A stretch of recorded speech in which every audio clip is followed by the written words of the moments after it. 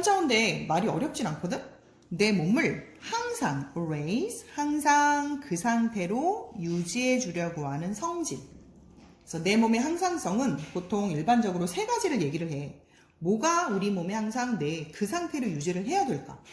가장 첫 번째가 체온. 체온은 항상 그 상태를 유지를 해야 돼. 보통 36.5 혹은 뭐 37 정도? 이 정도로 체온. 지금 요새 체온 많이 재잖아. 아무튼 체온 유지. 그 다음에 두 번째, 혈당량 조절. 혈당량도 항상 그 혈당량이 유지가 돼야 돼. 즉 내 혈액 속에 포도당이 적정량이 있어야 세포가 원할 때마다 혈액에서 포도당을 가져가서 그 세포가 제 역할을 할 수가 있거든. 그 다음에 또 하나는 수분량 조절. 그래서 내 몸의 혈액도 어느 정도의 수분이 반드시 들어있어야 되고 어느 정도의 염도를 갖고 있어야 돼. 짭짤하게. 그래서 이런 것들을 유지를 해주는 게 바로 항상성인데, 항상성 조절의 중추가 바로 어디냐면 바로 간뇌야. 간뇌 아래쪽에 이제 뇌하수체. 뇌하수체에서 보통 담당을 하고, 이 뇌하수체는 뭐 조금 있다가 아까 했지만 세 가지 호르몬이 나왔잖아.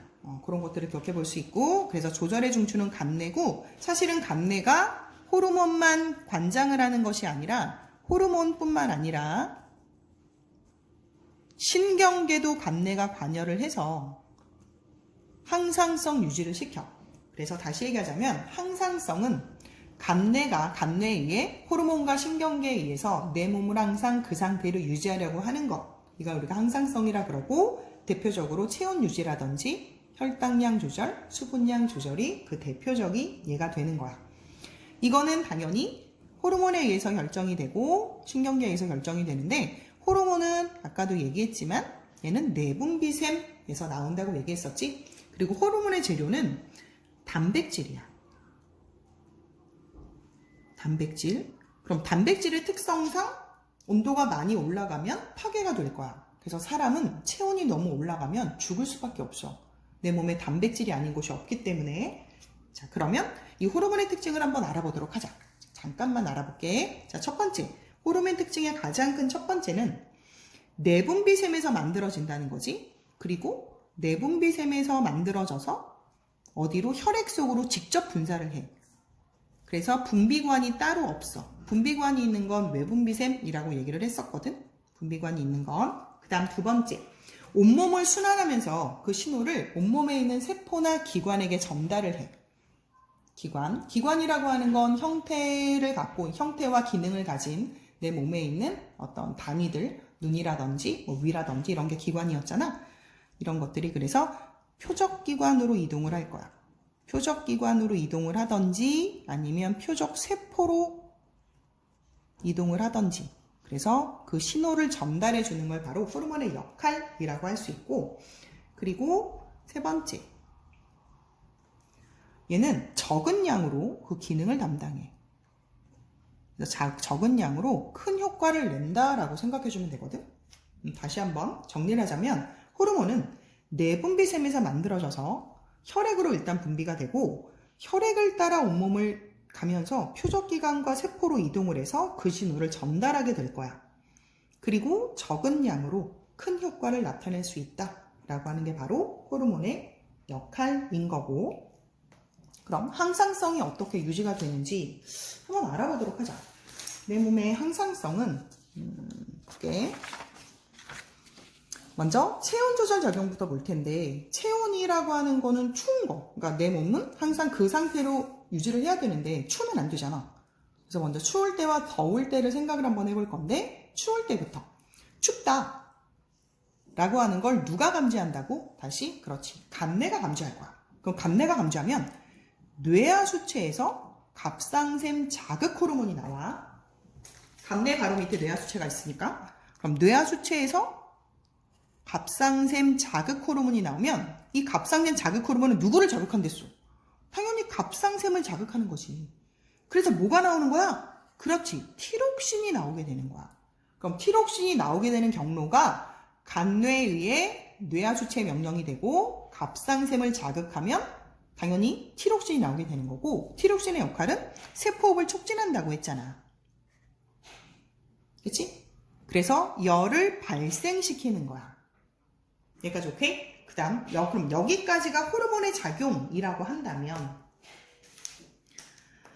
감내가 근육을 떨리게 만들어. 그러니까 예를 들어서 네가 추운 곳에서 쉬하를 했어. 쉬하고 소변을 보면 몸이 갑자기 부르르 떨리잖아. 그걸 떠올리면 되거든? 근육이 떨리면 당연히 열 발생량이 증가하는 거고, 그 다음 혈관을 수축시켜. 그럼 털이 선다? 그래서 닭살이 된다? 그래서 피부 혈관 근처가 수축이 일어나다 보니까 피부가 하얗게 변해. 그러면 당연히 열 방출량, 열이 바깥쪽으로 방출되는 게 감소가 되니까 전체적으로 체온이 상승하게 되겠지. 이 두 가지 작용에 의해서 체온이 조절이 되는 거야. 기억할 수 있어야 돼. 그 다음 두 번째, 더울 때는 감내가 역시 감지를 해. 그래서 땀을 분비시켜. 이유는 혈관을 확장시키는 거야. 그래서 피부가 뻘개진다. 얼굴도 벌개지고. 그래서 결국 땀샘이 열려서 땀 분비량이 증가가 되고 결국 내 몸에 열이 많이 나가게 되니까 체온이 내려가게 되는 것이다. 라고 정리를 하면 되겠지. 그래서 우리가 신경의 작용과 여기 있는 호르몬의 작용을 각각 기억을 잘 해줬으면 좋겠어. 어려운 거 없지? 그 다음 두 번째. 혈당량 조절 과정을 한번 알아보도록 하자. 혈당량은 아까도 얘기했지만 내 몸의 혈액에 포도당이 적정량을 조절이 돼야 된다고 그랬잖아. 그래서 얘는 혈당량 조절 과정이 정말 중요한데 인슐린과 글루카곤의 작용으로 혈당량을 유지를 해. 예를 들어서 네가 밥을 먹었어. 밥을 먹으면 소화를 하겠지. 소화를 하면 네 혈액 속에 포도당이 무지 많아지겠지. 그럼 포도당이 많아지면 당연히 혈당량이 증가하겠지. 오케이? 그럼 혈당량이 증가하면 이자에서 인슐린이 나와. 인슐린의 역할은 두 가지야. 표적기관이 간, 표적세포가 온몸에 있는 모든 세포. 그래서 표적기관인 간으로 가서 포도당을 건져. 간에 가서 포도당을 건져서 글리코젠으로 만들어. 포도당을 영어로 글리코스라고 했고 글리코스의 복수 형태가 글리코젠이라고 보면 되고 이미 간을 지나간 포도당들은 이 인슐린이 혈액을 따라 이동하면서 세포 내로 포도당을 밀어 넣는 거야. 얘가 혈관을 이렇게 인슐린이 혈관을 지나가면서 포도당이 보이면 세포 안으로 쑥쑥 하고 밀어 넣는 거야. 그래서 세포 내로 포도당을 흡수시킨다고. 그래서 이 두 가지 작용이 바로 인슐린의 역할이야. 그래서 결국 혈당량을 감소시킨다. 이게 정말 중요해. 그 다음 만약에 네가 운동을 했거나 그 다음에 밥을 안 먹었어. 그럼 운동을 하거나 밥을 안 먹으면 어떻게 돼? 배고프지? 그치? 그래서 운동을 하거나 밥을 안 먹으면 배고프기 때문에 혈당량이 줄어. 그러면 이자에서 그걸 감지해서 글루카곤이 나와. 그럼 글루카곤은 역시 간으로 가서 글리코젠, 포도당을 글리코젠으로 만들었었잖아. 이거를 다 잘라. 그래서 글루칼곤. 그래서 글리코젠을 칼로 잘라서 글리코젠을 포도당으로 만들어. 그래서 혈당량을 증가시키는 거야. 이 역할을 하는 게 바로 누구다? 글루카곤이다. 그래서 다시 한번 정리를 하자면 혈당량이 높을 땐 이자에서 인슐린. 혈당량이 높을 땐 이자에서 인슐린. 인슐린은 두 가지 작용을 한다. 간의 표적기관인 간에서 포도당을 글리코젠으로 바꾸기도 하고 혹은 세포는 표적세포에서 포도당의 흡수를 촉진시키기도 해서 혈당량을 낮춰준다. 혈당량이 낮을 때 이번엔 혈당량이 낮을 때는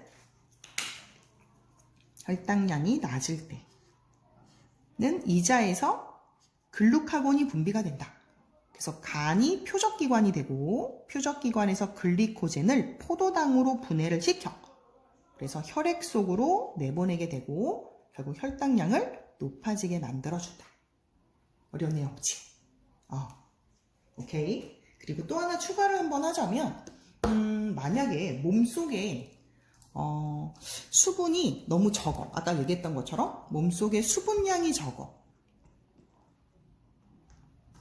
즉 네가 땀을 많이 흘렀어. 수분량이 너무 적어. 그럼 이것도 역시 간뇌에서 작용을 해. 그래서 간뇌에서 뇌하수체에 의해서 뭐가 나오냐면 아까 얘기했던 항이뇨 호르몬이 나오는 거야. 그럼 항이뇨 호르몬의 표적기관은 어디인 거지? 콩팥인 거지. 그래서 콩팥에 가서 수분의 재흡수를 촉진하는 거지. 그러면 내 몸의 혈액 속에 수분이 많아지게 되지. 그러면 오줌의 양이, 소변량이 줄어들어. 그치? 그치? 그래서 소변량이 줄어들기 때문에 우리가 체내 수분을 유지할 수 있다 라고 하는 거고, 만약에 수분량이 많아. 네가 수박을 한 통을 다 먹었어. 혹은 물을 너무 많이 먹었어. 그럼 어떻게 돼? 뇌하수체, 간내서 이걸 감지해서 뇌하수체 항이뇨 호르몬의 양이 줄겠지. 그럼 항이뇨 호르몬이 줄면 콩팥에 가서 수분을 재흡수를 안 하겠지. 그럼 당연히 소변량이 많아지게 되면서 물이 많이 나가게 된다. 그래서 내 몸의 수분량을 조절하는 것도 바로 간내였다 라고 하는 것도 추가로 알아두고, 그럼 이때 또 만나.